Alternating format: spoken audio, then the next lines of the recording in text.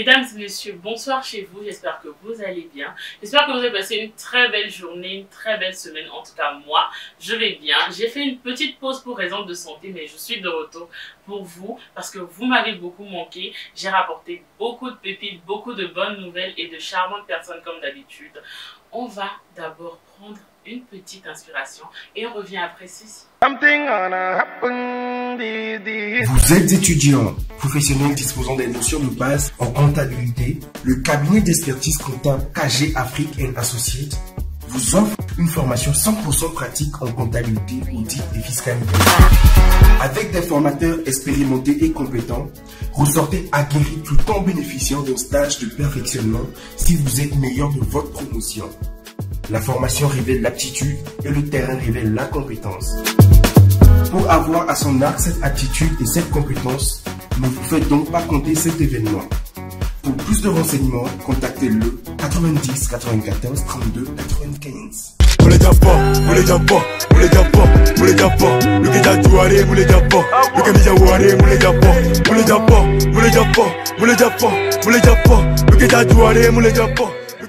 De retour sur le plateau de Hacker Ouvert. Et oui, comme je le disais tantôt, je suis revenue avec de nouvelles pépites et de charmantes personnes encore, comme d'habitude, pour débattre autour d'un thème que j'adore tout le temps. Aujourd'hui, j'ai amené un sujet très délicat parce que souvent on dit que voilà, les relations se brisent de trop aujourd'hui, il y a beaucoup trop de divorces et on ne sait pas quelles sont les raisons. Moi, j'ai amené un thème aujourd'hui pour savoir quel serait en réalité le problème pour les couples amoureux aujourd'hui. Donc, le thème d'aujourd'hui serait: pensez-vous que le sexe est nécessaire pour une saine relation? Nous avons deux charmantes personnes. Je vais les laisser le temps de se présenter. On va commencer par les dames d'abord. Bonsoir, comment tu vas? Ça va. Je vais bien aussi. Tu veux bien te présenter, s'il te plaît? Je me présente au nom de mademoiselle Bénédicta. Bénédicta. Ouais. Enchantée. Merci. Ok. Bonsoir, monsieur. Bonsoir. Comment vous allez? Je vais très bien. Je vais bien aussi, merci. Vous vous présentez, s'il vous plaît? Je suis Nicolas Kokoubiki, je suis juriste de formation, juriste conseil auprès d'une société à Lomé. D'accord, enchanté, monsieur. Du coup, vous avez entendu déjà le thème, comme je l'ai dit dans l'introduction. Je vais vous demander d'abord à vous, est-ce que vous pensez, vous, que le sexe serait nécessaire pour une saine relation? Je pense que pour la petite raison, c'est fondamental parce que la philosophie même de la création repose sur cet élément qui nous permet en fait de se procréer, en fait, disons. Donc, c'est un instrument assez important pour consolider une relation conjugale du point de vue, comment dirais-je, de la Bible et du point de vue de la société aussi. Donc, je pense que ça participerait à, comment dirais-je, à une évolution de l'espèce humaine. Donc, ça, le sexe, je ne pense pas, et même d'ailleurs que dans notre droit positif, il est clairement dit que dans un mariage, lorsque vous êtes marié, que l'un des partenaires découvre qu'il y a un doute sérieux sur le sexe, bien évidemment, tu peux être en une action en justice pour mettre fin à ce lien conjugal. Donc c'est fondamental. Si on est arrivé jusqu'à ce stade, ça voudrait dire quelque part que si nous sommes là, c'est quelque chose, c'est un travail qui a été fait et c'est un instrument, c'est cet élément qui a permis qu'on soit ici. D'accord. Voilà. Ouais. Merci beaucoup pour votre Je vous en prie. Et vous, mademoiselle Bénédicta? Chez moi, c'est pas vraiment important. C'est pas important. Vous donnez vos raisons? Oui. Parce que si par hasard, ton conjoint part en voyage peut-être, ou si dans votre relation, c'est pas toute relation qui est vraiment basée sur le sexe. C'est ce que je veux dire. Donc vous pensez que toute relation n'est pas basée forcément sur le sexe et donc sans sexe, une relation peut survivre alors? Ok, d'accord. Je vais toujours rester avec vous. Est-ce que vous pensez que parfois, puisqu'on a souvent habitude de tomber sur certaines femmes qui sont écrites dans la société ou bien même dans notre vie de tous les jours, est-ce que vous pensez que ce serait peut-être le manque de sexe qui pourrait être à l'origine de tout cela? selon vous, d'où est-ce que peut venir cette aigreur ou bien cette rancœur ou cette façon de vivre de ces femmes-là? Bon, parfois ça provient de comment elle a élevé, ou bien de comment a été son enfance. La manière dont elle a été éduquée. Ok. Peut-être elle a été avec quelqu'un, ou bien quelqu'un qui l'a vraiment maltraité, ou bien cette personne était vraiment aigre, qu'elle a eu. Envers elle. Ouais. Du coup, elle a pris habitude et elle s'est renfermée sur elle. D'accord, c'est votre avis à vous. Merci.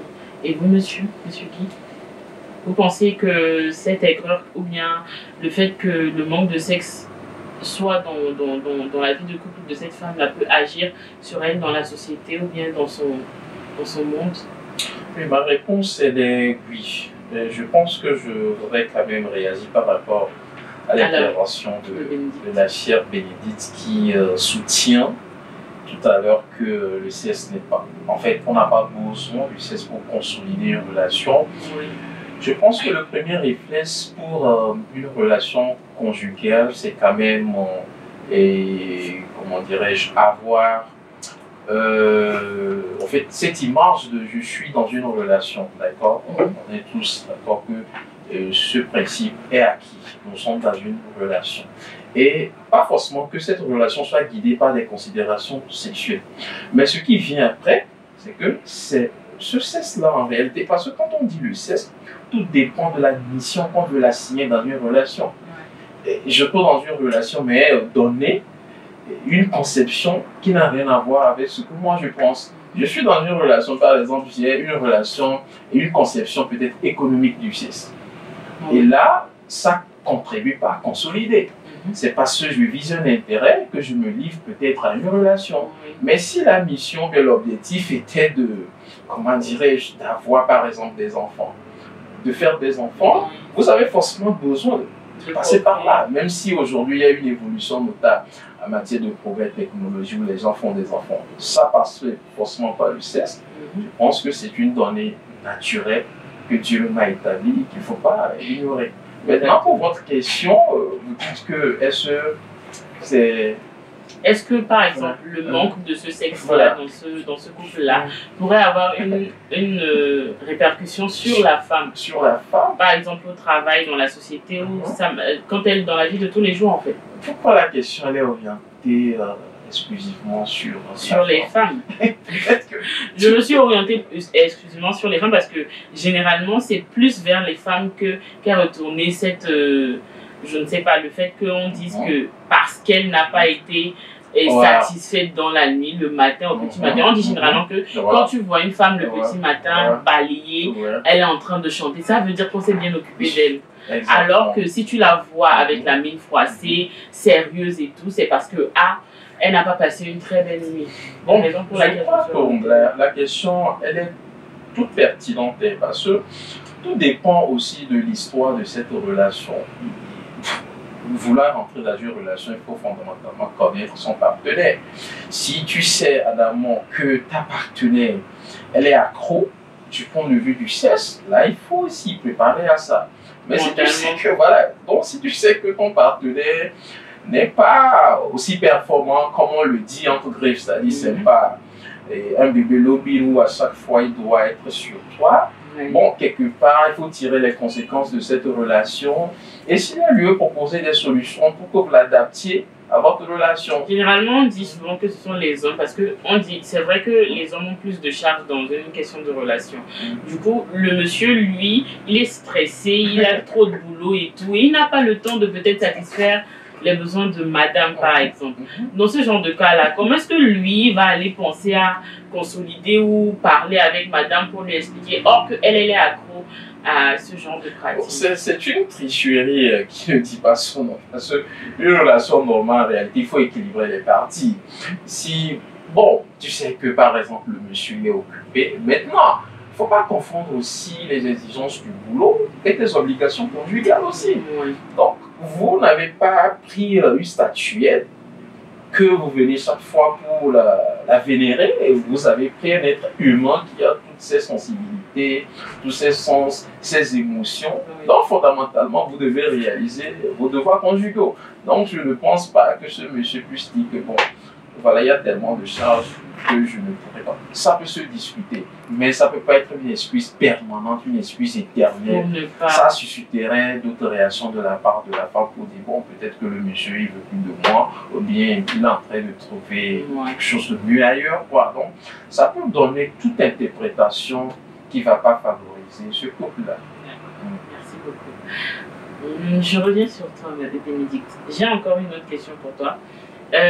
Selon toi, est-ce que tu penses que un couple, par exemple, qui est épanoui sexuellement, qui a recours à ce genre de pratique-là normalement et qui n'a aucun problème sur ce plan-là, est-ce qu'il serait éventuellement dépourvu d'infidélité? Oui, je pense que l'un des conjoints peut être dépourvu d'infidélité si il y a certaines personnes qui disent qu'ils veulent découvrir d'autres pratiques, par exemple. Parce que sa femme, peut-être, n'a plus de nouvelles trucs pour lui et autres. Donc là, vous parlez des hommes. Ouais. Ok. Donc, il peut vouloir voir ailleurs. Et chez les femmes aussi, il y a cela. Et il y a certaines qui disent, bon, malgré le fait qu'elle soit épanouie sexuellement, elle va aller chercher à voir ailleurs. Mais si, par exemple, un couple est déjà satisfait sexuellement, qu'est-ce qu'il chercherait encore à l'extérieur, selon vous? Bon, à mon avis, souvent, ils sont toujours pas satisfaits. Ils sont jamais satisfaits. Et est-ce que je peux vous demander personnellement, c'est-à-dire que vous personnellement, est-ce que vous êtes satisfait ou pas satisfait? Si par exemple vous êtes éventuellement dans une relation où vous êtes épanoui sexuellement, est-ce que vous pensez que vous aurez encore besoin d'aller à l'extérieur pour chercher une certaine satisfaction? Vous en êtes certaine? Oui, je suis certaine. D'accord. Parce que sur 7 jours, je sais peut-être une fois de mission. Ok, d'accord. Je suis ravie alors. Yeah. Je vais passer la question à M. Guy. Je vous repose la question. D'accord. Donc, j'ai demandé à savoir, pour un couple-là, qui, alpha ou bien, je ne sais pas, qui serait épanoui sexuellement, totalement, entièrement, hein, qui monsieur remplit ses devoirs, madame remplit ses devoirs sexuels, est-ce que vous pensez que dans ce genre de couple-là, il y aurait peut-être plus d'infidélité qui puisse régner? Je répondrai avec ma casquette de juriste. Alors, je pense que pour un couple légalement constitué, le devoir de fidélité est une exigence à ne pas discuter. Et là, nous sommes un couple devant la loi. On est mariés, point barre. Ça voudrait dire que lorsque l'autre partenaire va vouloir découcher ou être trompé, je suis de mes droits et tenter une action pour mettre fin à cette relation, pour demander un divorce avec bien sûr une réparation de dommages et intérêts. Maintenant, ce qu'on voit, c'est ce que j'appelle la conception contemporaine au fait du couple aujourd'hui. Ça voudrait dire que la question même d'infidélité est tellement complexe. Alors, il y a des témoignages qu'on a l'habitude de lire sur les réseaux sociaux, les plateformes, on nous dira que bon, la force de tel monsieur, bref, elle n'a pas, ou bien elle ne manque de rien. Vous allez, le monsieur sexuellement, il est bon, et puis financièrement, elle ne manque pas de problème. Mais vous allez peut-être imaginer, ou bien vous allez peut-être surpris que cette femme-là puisse sortir avec quelqu'un qui n'a pas, comment dirais-je, la même, genre, le même profil du gars. Pareil aussi pour les messieurs aussi. Vous avez un monsieur qui a une très belle femme à la maison, mais on vous dira que bon, voilà, qu'il est en train d'entretenir des relations intimes avec sa nounou. Donc, ce sont des choses qui arrivent dans notre vie quotidienne et ça frise un peu la honte, mais on le dit, bon, c'est la tendance actuelle, mais je pense quand même qu'il faut attirer l'attention des uns des autres au fait de ce que nous sommes en train de faire. Parce que tout compte fait, le sexe d'abord, avec ma conviction chrétienne, le sexe d'abord a une dimension spirituelle. Donc, quand on veut poser un certain nombre d'actes, il faut bien évidemment tirer les conséquences, mesurer le pour et le contre avant d'y le faire. J'ai ma femme à la maison, elle me satisfait, je n'ai pas un problème avec elle. On dit souvent que sur le coup, certains hommes, eux, ils ne pensent même pas à ça. Hein. Est-ce qu'il a le temps d'aller penser à ses convictions chrétiennes? Oui, certains trouvent des excuses comme quoi que bon, vouloir manger une chose éternellement n'arrange pas trop l'organisme. Donc à chaque fois, il faut jongler, il faut aller grignoter ailleurs pour comparer. Mais moi, je ne suis pas dans cette démarche comparative en matière de sexe. Parce que tout compte fait, j'arrive pas jusqu'à présent à saisir les paramètres sur lesquels on peut évaluer le degré d'intensité sexuelle, par exemple chez X ou bien chez Y. Je ne sais pas comment ça se fait. Pourquoi je puisse dire, bon, je vais expérimenter ici et après tout comparer. Tout dépend de la communication. Si tu sais qu'il y a certaines zones que ton partenaire ne maîtrise pas, si tu as les informations, partager avec elle.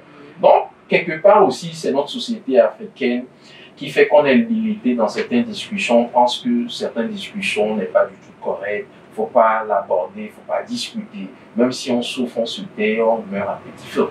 Donc, c'est ça, malheureusement. Même si on souffre, on se tait, carrément. Oui. Et puis, dans ce genre de cas, je pense que les hommes sont ceux qui souffrent le plus dans ce genre de cas. Parce qu'ils se disent, moi, je suis un homme, donc du coup, je ne devrais pas peut-être flancher ou bien les femmes aussi, hein, les femmes aussi. Imaginez si, par exemple, tu sais que ton partenaire n'a pas une performance sexuelle, par exemple, sur le lit, c'est très difficile de voir ces femmes africaines ou certaines femmes africaines s'exprimer, mais peut-être aller voir des hommes ou bien la belle famille. C'est carrément quelque chose d'inconcevable. On dira de toi que bon, voilà, tu as ramassé une cuite pour l'intégrer dans notre famille. Donc, en Afrique, c'est inconcevable. Mais sous d'autres cieux, c'est discutable. Est-ce que vous êtes capable, par exemple, si vous êtes dans une relation et que votre femme vous n'est pas épanouie, par exemple, sexuellement. Vous êtes 8, que votre femme ne vous satisfait pas. Et vous serez capable d'aller vers la famille de la femme ou bien votre famille pour leur faire comprendre que vous n'êtes pas épanoui sexuellement. Non, je pense qu'il faut quand même protéger cette identité de couple. C'est quoi j'appelle identité? L'identité du couple, en réalité, il y a tout dedans. Il y a l'intimité, il y a les silences, tout. Donc, je pense que le premier réflexe, c'est d'abord de discuter avec l'intéressé. Dire, bon, voilà, chérie, j'ai des problèmes avec toi sur cet aspect-là. Est-ce que c'est pas mieux? Donc, tout est question de communication, d'ouverture aussi d'esprit. Hein. Par exemple, il y a certains, comme je viens de le dire, dans leur tradition chrétienne, peut-être, je ne sais pas trop, n'est pas aussi évident de mener ce genre de discussion avec sa femme. Donc c'est très compliqué. Et aujourd'hui, tu verras des gens qui présentent une apparence d'être heureux, mais ils ne sont pas heureux en réalité. Donc c'est fondamental, le sexe, c'est très fondamental aujourd'hui. D'accord. Merci beaucoup pour votre intervention. Je pense qu'on va marquer une petite pause publicitaire et on va revenir juste après quelques temps. On prend notre souffle en l'air.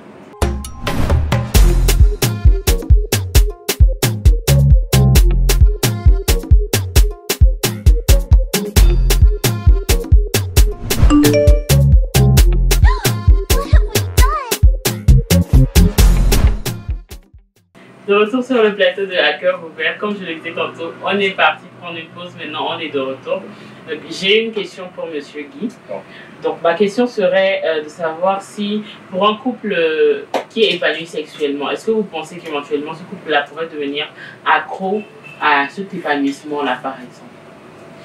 Bon, il faut replacer plutôt la question dans son contexte, c'est-à-dire on se retrouve dans une situation où les deux partenaires sont satisfaits du point de vue de leur vie sexuelle. Oui.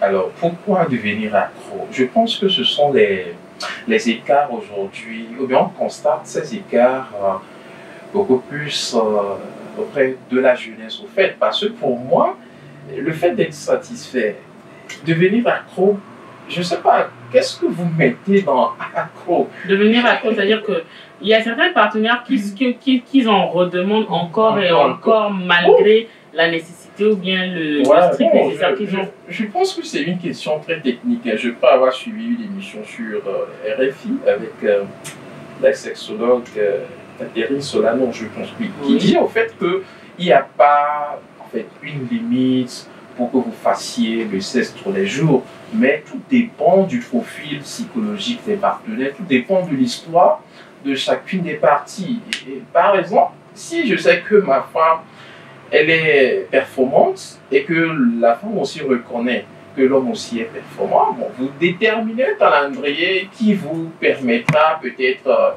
quand est-ce que vous voulez faire le sexe, ça ne pourra pas me donner, n'est-ce pas, un faux courage d'abuser, comment dire, devenir accro pour moi, on rentre carrément sur un terrain d'abus.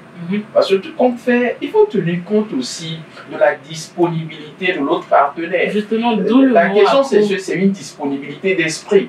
Et si tu sais que éventuellement ton partenaire n'est pas psychologiquement disponible pour que vous puissiez aller sur ce terrain, tu ne peux pas prendre le risque de faire une fausse route. Parce que tout compte fait, une femme qui n'est pas préparée psychologiquement pour ça, mais un homme qui n'est pas prêt pour ça, tu feras une fausse route. Et puis l'objectif, c'est quoi finalement? C'est de satisfaire. Cette satisfaction doit être équilibrée. Il ne faudrait pas que l'autre puisse, après l'acte, que l'autre se sentir, ou bien qu'il sort avec des, je sais pas, avec des séquelles, comme certains le font. Hein. J'attends des témoignages ici par là, qu'il y a certains jeunes qui prennent même des stupéfiants pour pouvoir dompter, n'est-ce pas, des femmes au lit. Je pense quand même que même en matière conjugale, il y a quand même une sanction à la matière. Et là, notre code des personnes de la famille dit expressément que comment dirais-je, le sexe est consentant. Ça voudrait dire que même si on est légalement marié et que j'ai besoin de ma femme, j'ai forcément besoin de son avis. Et cet avis, pour moi, je l'interprète comme une disponibilité d'esprit. Il faudrait qu'elle soit prête à m'accepter. Si vous abusez d'elle, ça voudrait dire que vous tombez sous le coup de la loi. Et malheureusement, en Afrique, nos sœurs, bien nos mamans, ne peuvent pas avoir ce courage. Si on change les rôles, par exemple, et que, contrairement, ce n'est pas la femme, par exemple, qui est peut-être abusée, mais plutôt l'homme. C'est-à-dire que c'est toi, l'homme, qui n'est pas peut-être disponible. Or, c'est la femme, je vais même prendre un exemple sur vous-même. Supposons que vous avez une compagne qui vous demande encore et encore, parce que vous êtes performant. Et donc, elle en a encore envie. Et à force, c'est peut-être 3 fois dans la journée et tous les jours de la semaine. Comment est-ce que vous répondez à ce genre de... Ok, d'accord. Bon, moi, je prendrais peut-être la chose à la lumière d'une philosophe française, Simone de Beauvoir, qui a travaillé un peu sur les codes de communication en matière de relations. Elle est dans l'obligation de me suivre. Elle est dans l'obligation de saisir mes signaux sexuelle. Elle est dans l'obligation de lire mon histoire sexuelle. Si elle ne fait pas cet exercice, elle sera frustrée, elle va s'auto-culpabiliser et au finish, peut-être qu'elle va découcher. Et quand vous découchez, vous connaissez toutes les conséquences. Donc, il faut connaître le profil psychologique de votre partenaire, l'histoire sexuelle de votre partenaire. Raison pour laquelle, moi, je pense que si on a imaginé un mécanisme comme les concubinats, c'est pour aménager ce genre de situation. Genre, on se connaît. Je sais qui j'ai en face. Et si éventuellement demain on se rentrait dans une relation beaucoup plus sérieuse, je suis déjà préparé pour ça. Je sais que ma femme, elle adore ça, mais elle n'aime pas ça. Donc voilà des choses qu'il faut intégrer dans nos approches aujourd'hui pour ne pas se livrer à ce qu'on assiste aujourd'hui. Donc voilà, je ne sais pas pourquoi je vais aller prendre des stupéfiants pour dompter ma femme au lit. Ça n'a aucun sens. Ça donne plutôt l'impression d'abus. Les enfants de 17 ans le font. J'ai reçu certains vies aussi, entre griffes, certains papas aussi. J'attends des témoignages. Pour les papas, je pense que c'est compréhensible. Mais un enfant de 17 ans qui s'en va chercher des stupéfiants pour satisfaire je ne sais qui au lit, mais c'est très très grave. Pourquoi vous estimez que c'est tolérable de voir des personnes âgées de prendre des stupéfiants? Quelqu'un d'âgé a déjà fait son temps. Est-ce que, en fait, moi je raisonne avec ma casquette de juriste. Oui. Elle vous a présenté un certificat médical qu'elle souffre, ou bien elle vous a présenté un médicament prescrit par un médecin. Qui ça, la personne âgée? Exactement. Ça vient de sa responsabilité, ce n'est pas à moi de gérer ça. Si ça va rentrer dans une situation où vous n'aurez même plus et votre sens de pouvoir contrôler ce que vous faites, là, ce n'est plus une vie sexuelle épanouie. Il abuse de vous. Parce qu'il prend des stupéfiants pour venir, comment exprimer toute sa force masculine sur vous. Et pour moi, ça n'a pas d'intérêt. Il faudrait qu'elle te dise que bon voilà, j'ai tel problème et que mon médecin m'aurait prescrit un certain nombre de médicaments. Et là, vous êtes informé de ce qui va se passer après. Ça, c'est dans la norme. Voilà. Ça, c'est dans la norme. Malheureusement, aujourd'hui, il n'y a plus rien de normal. Malheureusement, pour moi, je ne pourrais pas tolérer ce genre de... Oui, c'est normal, puisque vous êtes juriste. Ça va de soi. C'est une question de conviction. C'est une question de conscience aussi. Exactement. C'est une question de conscience. Tu veux donner ton avis, je veux t'écouter aussi. Vas-y, donne ton avis sur le sujet. Bon, tu peux me reposer la question. Ah, mais vous voulez à chaque fois que je vous repose la question? Ok, d'accord. Du coup, ma question était de savoir si... Pour un couple épanoui sexuellement, est-ce qu'il n'y a pas de risque que ce couple-là devienne peut-être accro à cet épanouissement-là? Non, c'est que à chaque fois que la femme est satisfaite ou l'homme est satisfait, c'est pas forcément de faire le sexe chaque jour qui va comprendre à la femme qu'elle est satisfaite, ou bien une nuit de 22h au matin, ça ne veut pas dire que vous faites le sexe. C'est que l'homme t'exploite ou bien la femme t'exploite. Donc il n'y a pas besoin d'abuser dans ce genre de pratique-là. Ouais, c'est ça. Vous savez qu'il y avait des personnes nymphomanes. Vous connaissez les nymphomanes? Non. Vous ne les connaissez pas? Non. D'accord, je vais garder ça pour une prochaine fois. J'ai vraiment adoré le temps passé avec vous, mais malheureusement, nous touchons à la fin de l'émission. Donc, je vais vous demander peut-être de donner quelques derniers mots de 2 minutes chacun. Si vous avez un message, quelque chose à dire, n'importe quoi. Je vous écoute. D'accord, on va commencer par Bénédicte. On va commencer par voilà. J'ai les 2 personnes galantes. Allez-y. Bon, d'accord, mon dernier mot peut-être, c'est quand même une très belle occasion pour nous d'attirer l'attention des uns des autres sur cette problématique qui malheureusement gangrène notre société parce que c'est mal expliqué, c'est mal communiqué et puis on rentre dans une logique d'abus et tous les écarts qu'on assiste aujourd'hui. Donc c'est triste pour la jeunesse qui est censée incarner un espoir de développement et pour des raisons pour moi qui n'ont pas de fondement. Il faudrait quand même que ces gens d'émissions puissent quand même atteindre les auditeurs, les téléspectatrices et spectateurs pour cerner tout le contour de ce sujet. Donc je pense que c'est moi plutôt qui vous remercie pour l'occasion. Je suis venu livrer mes naïvetés sur la question. Je sais que vos téléspectatrices et spectateurs vont m'excuser en cours les écarts peut-être. Voilà. Ouais, merci beaucoup. Et Bénédicte? Bon, je conseillerais, disons à la population que si tu es engagé dans une relation, donc c'est que tu es engagé. Donc, il vaut mieux prendre ses responsabilités et respecter son conjoint. Parce qu'une relation, c'est pour peut-être un temps jusqu'à ce que ton conjoint meure, ou bien jusqu'au divorce peut-être. Donc, le fait de ne pas respecter son conjoint n'est pas une bonne chose. Et la fidélité aussi serait le mieux placé dans une relation. Merci beaucoup. Donc, les messages étant passés, je vais malheureusement donner fin à l'émission. Mais on se retrouve très bientôt, comme d'habitude, pour un nouvel épisode rempli d'amour, de joie, de bonheur et surtout de son tabou. D'ici là, portez-vous bien et gros bisous.